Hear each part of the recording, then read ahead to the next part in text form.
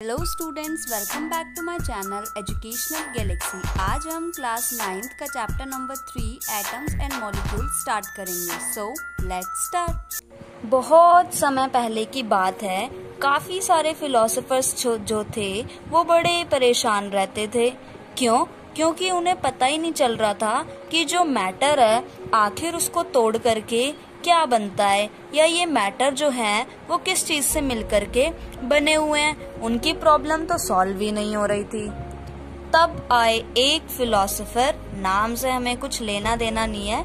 इन्होंने कहा कि जब हम मैटर को तोड़ते जाएं, मान लो ये मैटर है, इसको हम 2 पार्ट्स में डिवाइड कर दें, उसके बाद एक पार्ट को लें और हम उसको भी 2 पार्ट्स में डिवाइड कर दें, उसके बाद फिर अगले पार्ट को 2 पार्ट में डिवाइड कर दें। ऐसा करते जाएं तब तक जबकि बिल्कुल छोटा सा पार्टिकल हमारे पास ना बचे। तो उसने कहा एंड में हमारे पास एक ऐसा पार्टिकल बचेगा जिसको हम फर्दर 2 पार्ट्स में डिवाइड कर ही नहीं पाएंगे। और उस स्टेज पे मैटर के उस पार्टिकल का नाम उन्होंने दिया परमाणु। क्या नाम दिया?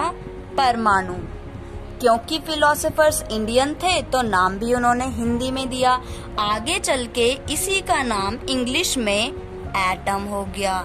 इसे आज हम एटम कहते हैं, जिसके बारे में आज पूरा हमें इस चैप्टर में पढ़ना है। फिर सब फिलोसोफर्स ने देखा कि हाँ भाई, इसकी बात में दम तो है, बात तो ये ठीक कह रहा है। तो एक और फिलोसोफर आए और उन्होंने कहा कि ये जो पार्टिकल्स हैं, मतलब परमाणु, मतलब एटम, ये सिंगल फॉर्म में एग्जिस्ट नहीं करते। मतलब इतने छोटे ये हमें कभी दिखेंगे ही नहीं। ये हमेशा कंबाइंड फॉर्म में रहते हैं, मतलब मिल करके एक मैटर बना के एग्जिस्ट करते हैं। लेकिन ये सब जो बातें हो रही थी ये फिलोसॉफिकल बेस पर हो रही थी। किसी के भी पास इसका एक्सपेरिमेंटल प्रूफ नहीं था। अब 18th सेंचुरी के एंड तक आते आते साइंटिस्ट ने देखा कि जो एलिमेंट्स हैं और जो कंपाउंड्स हैं, दोनों में ही बहुत डिफरेंसेस हैं। जो नेचुरली अकर करते हैं उनमें भी, मतलब जो नेचुरली एलिमेंट्स एंड कंपाउंड्स पाए जाते हैं उनमें बहुत ज्यादा डिफरेंस उन्हें देखने को मिला। तो उन्होंने सोचा क्यों ना पता लगाया जाए कि क्यों है इन दोनों में डिफरेंस और किस तरीके से कंपाउंड्स बनते हैं एलिमेंट्स को जोड़ जोड़ कर। उन्होंने देखा एक कंपाउंड है, चाहे वो इंडिया में पाया जाए या फिर किसी दूसरी कंट्री में, लेकिन जो उसमें नंबर ऑफ एलिमेंट्स मिक्स हो रखे हैं वो सेम है। तो ऐसा क्यों है, हम पता लगाते हैं। तो एक थे साइंटिस्ट, एंटोइन एल लेवोइजर था उनका नाम। उन्होंने दिए लॉज ऑफ केमिकल कॉम्बिनेशन। तो लॉ ऑफ केमिकल कॉम्बिनेशन के अंदर भी 2 लॉज आते हैं। पहला लॉ ऑफ कंजर्वेशन ऑफ मास और दूसरा लॉ ऑफ कांस्टेंट प्रोपोर्शन।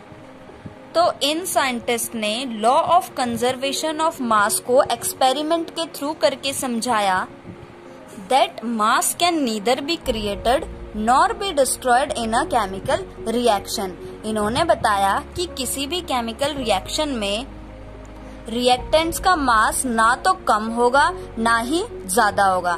कैसे? मान लो एक एक्सपेरिमेंट किया जिसमें हमने एक चीज ली 2 ग्राम और दूसरी चीज ली 3 ग्राम, दोनों को रिएक्ट करवाया, तो जो बाद में प्रोडक्ट बनेगा, पहले इनका मास कितना है टोटल? 3 + 2 5 ग्राम। तो जो बाद में प्रोडक्ट बनेगा उसका मास भी 5 ग्राम ही होगा। एग्जैक्टली, ना तो 5 ग्राम से कम और ना ही ज्यादा। यही वाला ये लॉ कहता है। Second is law of constant proportion. ये इन्होंने ऐसे बताया कि in a chemical substance elements are always present in definite proportion by मास।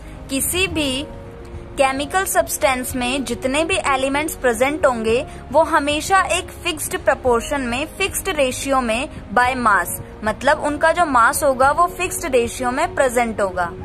जैसे कि अगर हम वाटर की ही बात कर लें तो वाटर को हम H2O लिखते हैं, मतलब ये हाइड्रोजन प्लस ऑक्सीजन से मिलकर के बना है। तो इनका जो रेशियो है 1:8 है, मतलब अगर हाइड्रोजन हम 1 ग्राम ले रहे हैं तो ऑक्सीजन 8 ग्राम ही होगा। मतलब जो नेचुरली भी पानी पाया जाता है उसमें 1 gram hydrogen and 8 gram oxygen होता है। अगर 2 ग्राम हाइड्रोजन है तो जो ऑक्सीजन की क्वांटिटी है वो 16 ग्राम हो जाएगी। तो यही लॉ ऑफ कांस्टेंट प्रोपोर्शन कहता है। लेकिन स्टिल सारे ही साइंटिस्ट को जो प्रॉब्लम फेस करनी पड़ रही थी वो ये थी कि ये सारे लॉ तो हमने बना दिए, लेकिन अब दुनिया वालों को समझाएं कैसे कि ये क्या चीज है। और ये यूनिवर्सल लॉ है, मींस ये सिर्फ इंडिया में या फिर एक पर्टिकुलर कंट्री के लिए नहीं है, बल्कि पूरे वर्ल्ड वाइड में ट्रू हैं ये बातें। तो अब जैसे जब सारे फिलोसोफर्स परेशान थे तो एक फिलोसोफर ने आगे बढ़कर ये बताया था कि किसी भी मैटर को हम तोड़ते चले तो एक स्टेज ऐसी आएगी जब परमाणु बन जाएगा। तो भाई अब जब साइंटिस्ट पे बात आ गई तो वो भी कैसे पीछे रहते भला। तो अब एंट्री ली एक साइंटिस्ट ने जिनका नाम था जॉन डाल्टन। तो डाल्टन सर ने क्या किया, जितनी भी बातें चली आ रही थी, परमाणु होता है, लॉज ऑफ केमिकल कॉम्बिनेशन होते हैं, conservation of mass, constant proportion, सबको पकड़ा और अपनी एक थ्योरी दी जिसका नाम उन्होंने रखा डाल्टन्स एटॉमिक थ्योरी। भाई अब इतना काम किया है तो थोड़ा बहुत क्रेडिट तो लेना ही था ना। इस थ्योरी में उन्होंने पूरा अच्छे से एक्सप्लेन किया दैट व्हाट इज एटम। तो डाल्टन सर समझदार तो थे ही, उन्हें पता था अगर मैं लंबी चौड़ी कहानी बना के लिख दूं तो बच्चे तो पढ़ेंगे ही नहीं। तो उन्होंने बच्चों के लिए सिर्फ 6 पॉइंट में एटम को समझाने की कोशिश की। तो पहला पॉइंट इस थ्योरी का ये था that all matter is made up of very टिनी particles called atoms.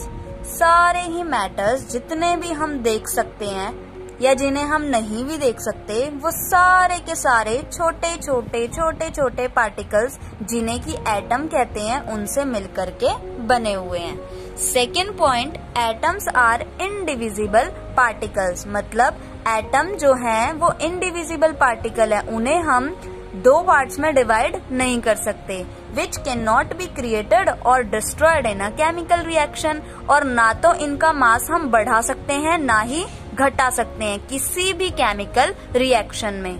देखा कितनी खूबी से इन्होंने law of conservation of mass को यहाँ पे एक्सप्लेन किया। तीसरा पॉइंट है atoms of a given element are identical in mass and chemical properties. मतलब किसी भी एलिमेंट के अंदर, मान लो ये एक एलिमेंट है तो इसके अंदर जितने भी एटम्स होंगे उनकी अपना मास होगा, फिक्स मास होगा और अपनी उनकी अलग केमिकल प्रॉपर्टीज होंगी। फोर्थ पॉइंट में इन्होंने कहा atoms of different elements have different masses and chemical properties. अब मान लो ये 2 एलिमेंट्स हैं तो इन दोनों के अंदर जो भी एटम्स के पार्टिकल्स होंगे उनका अपना अलग अलग मास होगा और अपनी अलग अलग केमिकल प्रॉपर्टीज होंगी। Now fifth point is atoms combine in the ratio of small whole numbers to form compounds। मतलब जो अलग अलग एटम्स हैं वो फिक्स रेशियो में कंबाइन हो करके कंपाउंड्स बनाते हैं। Sixth point, the relative number and kinds of atoms are constant in a given compound. मान लो यही एक कंपाउंड है तो इसमें जितने भी एटम्स होंगे या जितने भी डिफरेंट काइंड के एटम्स होंगे वो कितने अमाउंट में इसमें कंबाइन होंगे ये सब फिक्स रहता है, कांस्टेंट रहता है। तो देखा कितने अच्छे से 6 पॉइंट में डाल्टन सर ने एक एटॉमिक थ्योरी दे दी जिसमें उन्होंने पूरी तरीके से एटम को एक्सप्लेन कर दिया। अच्छा सुनो, अब एक काम की बात बताती हूँ। ये टॉपिक बहुत ही इम्पोर्टेंट टॉपिक है, एग्जाम में आता है। भाई इतनी मेहनत करी है सर जी ने, इतना बड़ा कॉन्सेप्ट हमें सिर्फ 6 पॉइंट में समझा दिया, तो हम इतना तो कर ही सकते हैं ना उनके लिए कि इन 6 पॉइंट को अच्छे से पढ़ के क्वेश्चन में अगर पूछा जाए तो आंसर लिख सकें। तो बस तब तक इन 6 पॉइंट को रिवाइज करो। मिलते हैं अब नेक्स्ट वीडियो में। Thank you for watching. Do like, share and subscribe my channel. Bye bye.